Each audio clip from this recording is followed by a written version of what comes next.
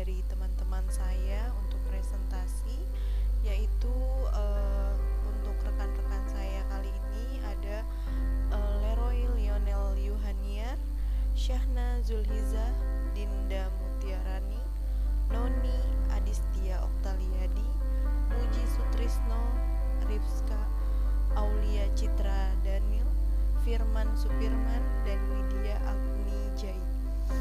Dan di sini juga saya akan mempresentasikan tentang masalah analisis sistem pengendalian internal piutang usaha pada PT Telkom Indonesia Tbk.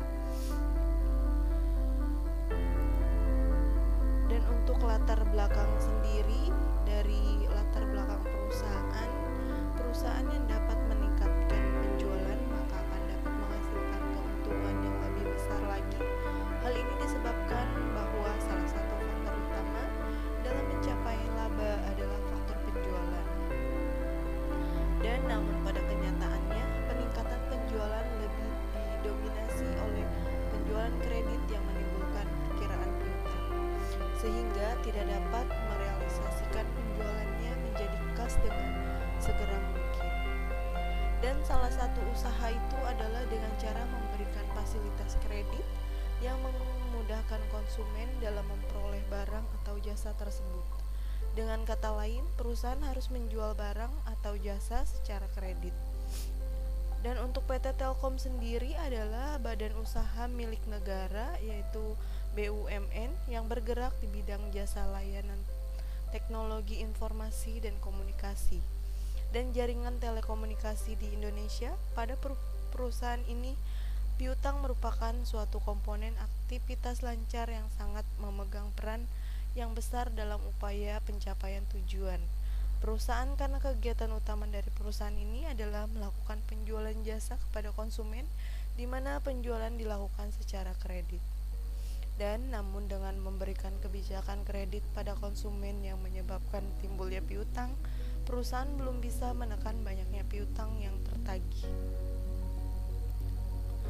Dan begitu untuk data piutang dan piutang yang tertagih, kita bisa lihat dari tahun 2016 sampai dengan tahun 2020. Dan untuk 2016 itu presentasi piutang tidak tertagih itu mencapai 28,8%, dan sedangkan sampai 2020 itu mencapai 42,4%. Dan berdasarkan data di atas itu menunjukkan adanya masalah yang terjadi di perusahaan, yaitu terjadinya kenaikan piutang yang tertagih pada tiap tahunnya. Dan namun pada tahun 2020 piutang tidak tertagih mengalami peningkatan yang cukup banyak, yaitu sebesar 42,4%. Mengidentifikasikan perusahaan mengalami kolektibilitas piutang, di mana perusahaan tidak mampu menagih piutang dengan segera. Dan oleh karena itu, pengelola yang baik terhadap piutang sangat diperlukan, terutama dalam hal pengendaliannya. Dan untuk identifikasi masalah, berdasarkan latar belakang masalah, maka identifikasi masalah dalam penelitian ini sebagai berikut, yaitu satu, piutang tidak tertagih jatuh tempo mengalami peningkatan dari tahun 2016 sampai dengan 2020. Dan dua, yaitu tingginya piutang tak tertagih yang jatuh tempo lebih dari 1 tahun. Dan yang ketiga itu salah satu unsur pengendalian internal, yaitu penilaian risiko belum dijalankan dengan efektif. Dan adapun rumusan masalah pada penelitian ini adalah bagaimana penerapan sistem pengendalian internal pada PT Telkom Indonesia Tbk, dan apakah sistem pengendalian internal piutang pada PT Telkom Indonesia Tbk sudah mencapai tujuan. Dan untuk tujuan dan manfaat penelitian, yaitu tujuan penelitian untuk mengetahui penerapan sistem pengendalian internal pada PT Telkom Indonesia, dan untuk mengetahui apakah tujuan dari sistem pengendalian internal pada Telkom Indonesia sudah tercapai. Manfaat penelitian yaitu bagi penulis untuk menambah pengetahuan penulis mengenai perlakuan sistem pengendalian internal pada PT Telkom Indonesia Tbk. Bagi perusahaan diharapkan penelitian ini menjadi bahan masukan yang berarti sebagai bahan informasi kepada pihak manajemen dalam hal akuntansi piutang. Dan untuk sistem pengendalian internal yaitu Committee of Sponsoring Organization of the Techway Commission atau disebut dengan CSO mendefinisikan sistem pengendalian internal adalah sebuah proses yang dilakukan oleh Dewan Direksi, Manajemen, dan Personil dalam perusahaan yang dirancang untuk memberikan kapasitas yang memadai dalam pencapaian tujuan yang berkaitan dengan operasi, pelaporan, dan keputusan. Dan pengendalian internal sendiri adalah proses yang merancang untuk memberikan jaminan tercapainya tujuan yang berkaitan dengan efektivitas dan efisiensi operasi, reliabilitas pelaporan keuangan, dan ketaatan pada peraturan hukum yang berlaku. Dan adapun konsep-konsep dasar yang terkadang di dalam definisi di atas ini yaitu adanya pengendalian internal dalam satu proses. Ini berarti bahwa pengendalian internal merupakan cara yang mencapai tujuan, bukan tujuan itu sendiri. Pengendalian internal terdiri dari serangkaian tindakan yang melekat dan terintegrasi dalam infrastruktur suatu usaha. Dan untuk itu juga suatu organisasi termasuk dewan komisaris, manajemen, personil lainnya, dan pengendalian internal hanya diharapkan memberikan keyakinan memadai, bukan meyakinkan penuh bagi manajemen dan dewan komisaris satuan usaha karena ada kelemahan bawaan yang melekat pada seluruh sistem pengendalian dan perlunya mempertimbangkan biaya dan manfaat yang bersangkutan dengan penetapan pengendalian tersebut. Dan untuk yang ketiga, pengendalian intern adalah alat mencapai tujuan-tujuan dalam berbagai hal yang satu sama lain tumpang tindih, yaitu pelaporan keuangan sesuai dan operasi.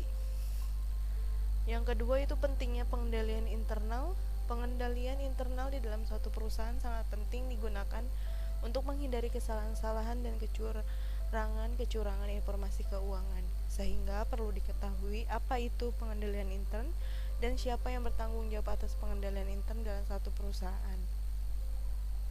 Dan tujuannya sendiri, tujuan pengendalian internal yaitu adanya to provide reliable data include dan adanya suatu to occurrence for stable accounting policy dan to upgrade asset dan record. Dan unsur-unsur pengendalian internal, CSO memandang pengendalian internal merupakan rangkaian tindakan yang menembus seluruh organisasi. Terdapat lingkungan pengendalian internal menurut CSO, Community of Sponsoring Organization, yaitu lingkungan pengendalian, penentuan resiko, aktivitas pengendalian, informasi dan komunikasi, serta pengawasan pemantauan.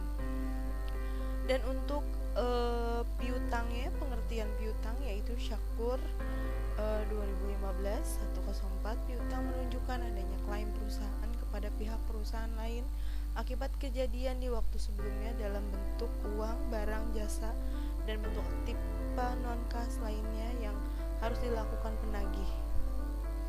Dan untuk klarifikasi piutangnya sendiri itu, piutang yang merupakan tagihan perusahaan. Terdapat pilihan juga timbul karena adanya satu transaksi, piutang jatuh tempo, nilai jatuh tempo, dan bila ada perjanjian mempunyai bunga.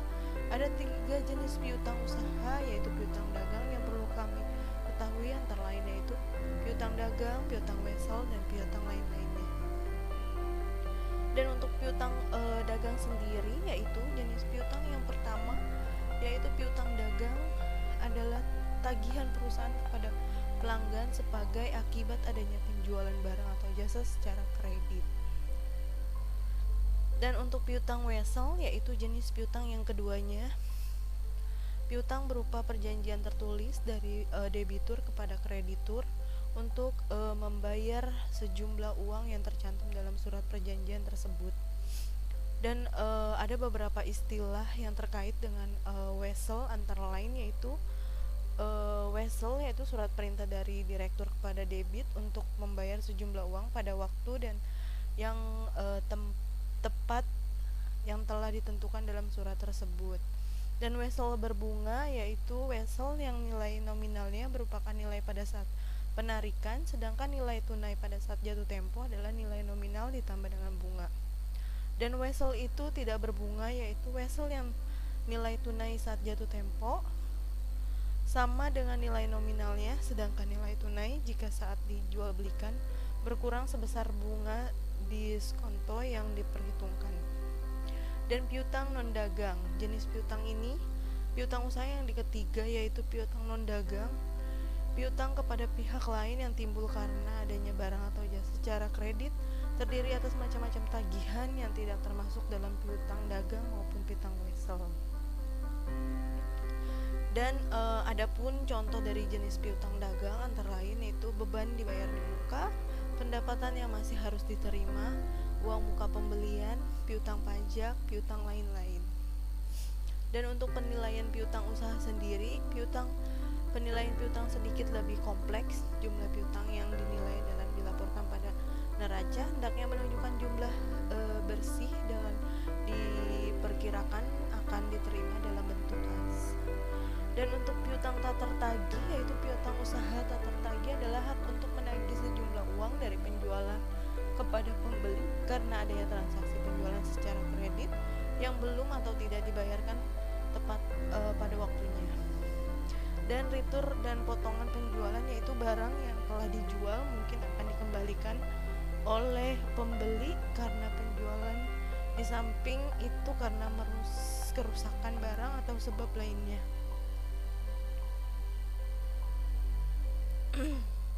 Dan untuk faktor-faktor yang mempengaruhi piutang yaitu besar kecilnya piutang dipengaruhi oleh beberapa faktor, yaitu penjualan kredit, syarat pembayaran penjualan kredit, ketentuan dan pembatasan kredit, kebijakan dan pengumpulan piutang, dan cara membayar pelanggan.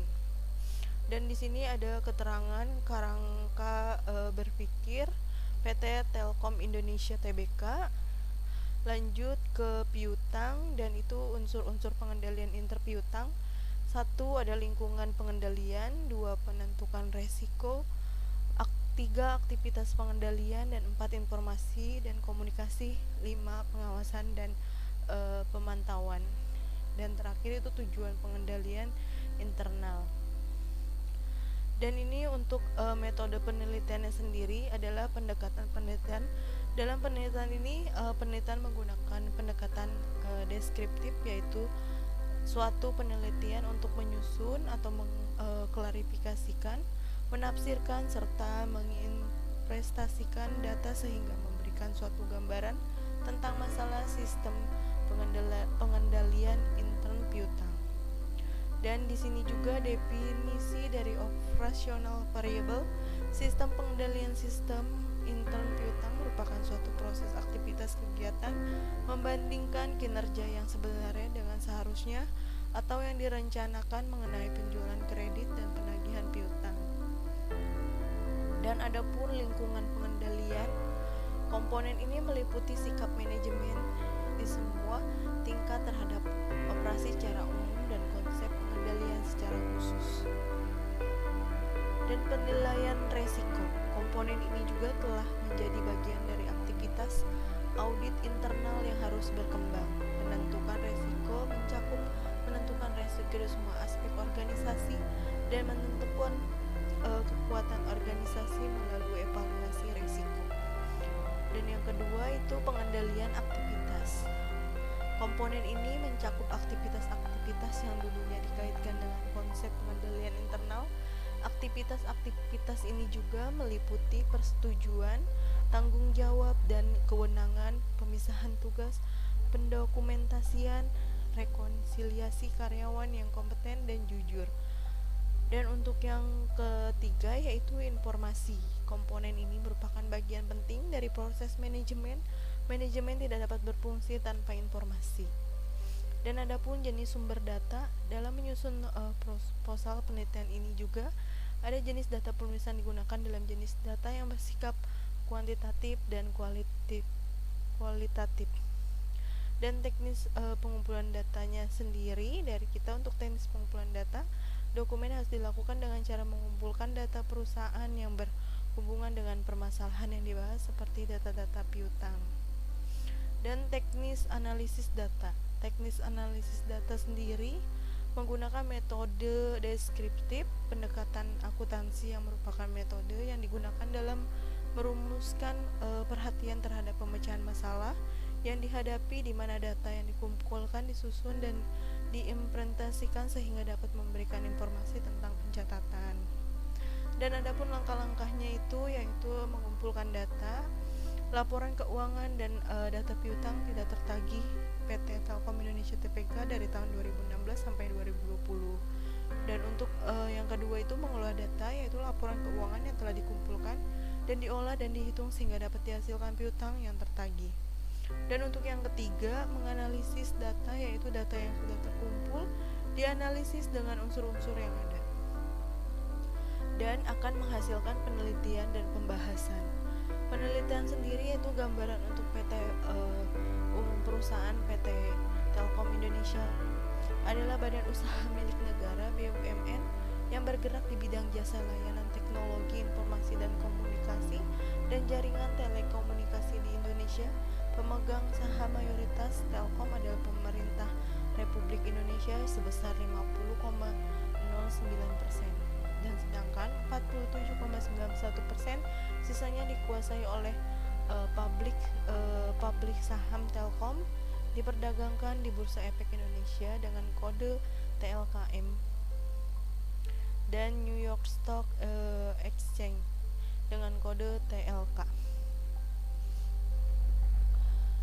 Dan adapun analisis data dari data piutang, analisis data itu menggunakan metode deskriptif, pendekatan akuntansi yang merupakan metode yang digunakan dengan merumuskan perhatian terhadap pemecahan masalah yang dihadapi, di mana data yang dikumpulkan dan disusun dan diimplementasikan sehingga dapat memberikan informasi tentang pencatatan, perolehan, dan penggolongan masalah yang ada dalam perusahaan. Dan di sini kita bisa lihat untuk piutang dan penjualan dalam 360 hari.